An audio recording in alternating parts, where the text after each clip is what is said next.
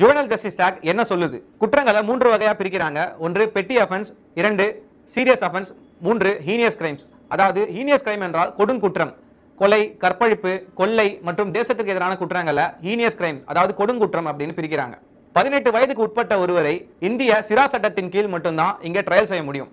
Juvenile justice board என்றது ஒரு metropolitan magistrate அல்லது ஒரு சீஃப் ஜுடிஷியல் மேஜிஸ்ட்ரேட் அல்லது ஃபர்ஸ்ட் கிளாஸ் மேஜிஸ்ட்ரேட்டோட 2 சோஷியல் ஒர்க்கர்ஸோட சேர்ந்து இயங்குகிற ஒரு அமைப்பு. குற்றம் செய்த ஒருவர் 18 வயதுக்கு உட்பட்டவராக இருந்தா இந்த போர்டு மட்டும்தான் அவங்களை விசாரிக்கும். 2014 இந்தியாவை உலுக்கிய நிர்பயா வழக்கில் ஜுவனல் ஜஸ்டிஸ் ஆக்ட்ல சில திருத்தங்கள் கொண்டு வராங்க. அதாவது கொடுங்குற்றம் செய்த ஒரு சிறார் 16 வயதுக்கு மேற்பட்டு 18 வயதுக்குள்ள இருந்தார் அப்படின்னா அவரை ஒரு அடல்ட் ட்ரையல் எப்படி செய்வாங்களோ அதே போல தான் ட்ரையல் பண்ணணும் அப்படின்றத கொண்டு வராங்க. அதாவது 7 வருடத்துக்கு மேலே இருக்க தண்டனைகள் இந்திய தண்டனை சட்டத்தில் 7 வருடங்களுக்கு மேல் தண்டனை பெறும் குற்றங்களை கொடும் குற்றம் அப்படின்னு சொல்றாங்க.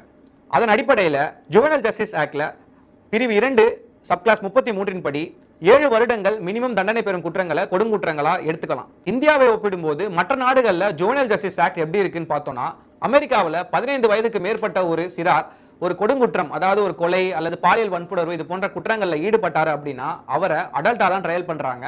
அவருக்கு 30 வருடம் வரை சிறை தண்டனை வழங்கப்படுது. இதே போல தான் ஜெர்மனி, பிரான்ஸ் போன்ற நாடுகளிலும் இதே போல தண்டனைகள் வழங்கப்படும். ஆனா இந்தியாவில் இதுவரை கொடுங்குற்றம் செய்த எந்த ஒரு சிறாரையும் ஆயுள் தண்டனையோ அல்லது கடுங்காவல் தண்டனையோ கொடுத்ததில்லை. நிர்பயா வழக்கிலுமே சம்பந்தப்பட்ட அந்த சிறார் 2 வருடத்துல ஹோம்ல இருந்து வெளியே வந்துடுறாரு.